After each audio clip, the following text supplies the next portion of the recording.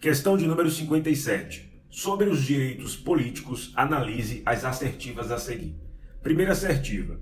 O direito ao sufrágio apresenta uma via de mão dupla, ou seja, a capacidade de votar e de ser votado. Primeira assertiva está correta. O sufrágio é um conceito amplo, que abrange a capacidade eleitoral ativa, que é o direito de votar, e a capacidade eleitoral passiva, que é o direito de se candidatar a cargo eletivo e poder ser votado. Com isso, podemos eliminar a alternativa C, bem como a alternativa D.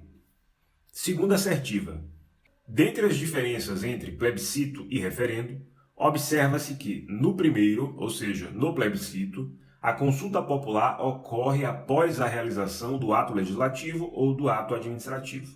A segunda assertiva está errada, porque no plebiscito a consulta popular ocorre antes e não após, antes da edição do ato legislativo ou da edição do ato administrativo, conforme o caso. É no referendo que a consulta popular ocorre após a edição do ato legislativo ou do ato administrativo. Com isso, podemos eliminar a alternativa A, bem como a alternativa E. Chegamos ao gabarito da questão, gabarito B de bola. Aproveitemos as demais assertivas. Terceira assertiva. A capacidade eleitoral passiva consiste no direito de ser votado. Terceira assertiva está correta. Capacidade eleitoral passiva diz respeito ao direito de ser votado, de participar das eleições e se candidatar a cargo eletivo. Quarta assertiva. O cidadão que não completou a idade mínima para concorrer a determinado cargo público eletivo incorre numa das hipóteses de inelegibilidade. A banca considerou tal afirmação como correta, porém existe uma impropriedade. Para concorrer a determinado cargo público, não há necessidade de que o candidato tenha completado a idade mínima. Quer um exemplo? André Fernandes, eleito deputado estadual pelo estado do Ceará com 20 anos. Isso foi em 2018. Nós sabemos que a idade mínima para o cargo de deputado é 21. No entanto, não houve impedimento para que ele se candidatasse e fosse eleito aos 20 anos de idade. Então, a banca deveria evitar esse tipo de impropriedade. Apesar disso, poderíamos chegar ao gabarito dessa questão por meio da exclusão. A 1 está correta, a 2 está errada, a 3 está correta, não tem como assinalar outra alternativa que não seja B. Questão 58. Sobre os militares e os direitos políticos, analise as proposições a seguir. Primeira afirmativa. O militar pode ser alistável. Todavia, durante o período do serviço militar obrigatório, os conscritos são inalistáveis. Nós sabemos que os conscritos são os que prestam serviço obrigatório, serviço militar obrigatório. Enquanto ele estiver nessa situação de conscrição, ele não pode se alistar. Não havendo conscrição, o militar pode se alistar normalmente. Primeira assertiva, correta. Com isso, podemos eliminar a alternativa C, bem como a alternativa D. Segunda assertiva, o militar alistável é elegível. Exatamente, se ele pode se alistar, se ele pode votar, não há impedimento para que ele possa se candidatar. Assim, se contar com menos de 10 anos, deverá afastar-se da atividade. Correto. O afastamento desse militar que conta com menos de 10 anos de serviço é definitivo. Se ele perder a eleição, ele não pode voltar ao serviço militar. A segunda afirmação está correta, a gente pode eliminar a alternativa B, mantendo as demais alternativas. Vejamos a terceira assertiva. O militar alistável é elegível, assim, se contar mais de 10 anos de serviço, será agregado pela autoridade superior. Ser agregado significa afastar-se temporariamente. A autoridade afasta o indivíduo, o militar, temporariamente. Caso ele perca a eleição, ele pode retornar ao serviço militar. Se ele for eleito, no ato da diplomação ele entra para inatividade, ele entra para a reserva. A terceira assertiva está correta também, então a gente já tem aqui o gabarito, que é a alternativa A. Vejamos a quarta afirmação. O militar eleito passará automaticamente, no ato da diplomação, para a inatividade. Veja, não é qualquer militar que, no ato da diplomação, passa para a inatividade, passa para a reserva. Somente se contar com mais de 10 anos de serviço. Há uma impropriedade nessa questão. Apesar disso, na hora da prova, você deveria assinalar a alternativa A. Essa questão, em função dessa impropriedade, foi anulada. No meu entender, a 57 também deveria ser anulada, mas sabemos como as bancas são. Tanto a 57 quanto a 58 foram questões mal elaboradas. Vejamos agora as duas questões relacionadas aos partidos políticos. Questões 59 e 60, caderno tipo 1. Questão de número 59. Nessa questão, a banca reproduziu o parágrafo 1º do artigo 17 da Constituição. Vamos direto aqui para as alternativas. Alternativa A. Atualmente, os partidos políticos podem se sujeitar às regras de coligação para as eleições proporcionais. Essa afirmação está errada, porque é vedada a formação de coligação para eleições proporcionais. Somente é possível formar coligações para as eleições majoritárias. Professor, o que é uma eleição majoritária? O que é uma eleição proporcional? Olha, basicamente, na eleição majoritária, o candidato eleito é aquele que obtiver a maioria dos votos.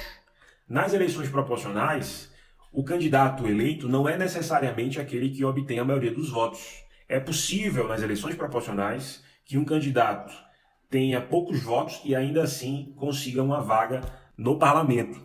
Isso porque nas eleições proporcionais a vaga é do partido político. Você não precisa entender isso agora, basta saber que as coligações, as alianças dos partidos políticos não podem ser formadas para as eleições proporcionais, mas somente para as eleições majoritárias. Alternativa B. Qualquer coligação horizontal é vedada pela Constituição Federal. Não há proibição para a existência de coligação horizontal.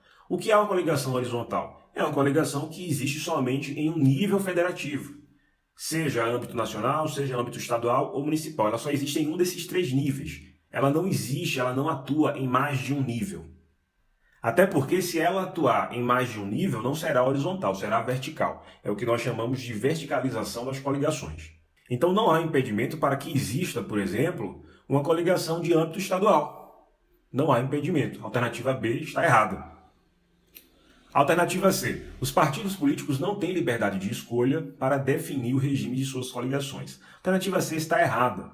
O partido político é livre para adotar os critérios de escolha e o regime de suas coligações.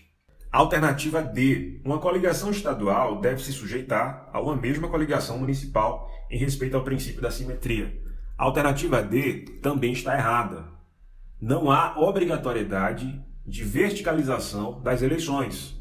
Não há impedimento para que uma coligação exista somente numa esfera, que é o caso da coligação horizontal. É possível, portanto, que os partidos A, B, C sejam aliados no âmbito estadual e no âmbito municipal sejam inimigos, atuem em polos de oposição. Não há esse impedimento.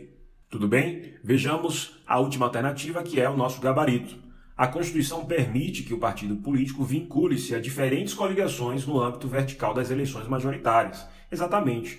No âmbito nacional, os partidos A, B e C, conforme já mencionei, são aliados e essa aliança não deve ser necessariamente reproduzida na esfera municipal. Chegamos ao gabarito da questão 59, é de escola. Última questão, questão de número 60. Ainda sobre os partidos políticos, analise as assertivas a seguir.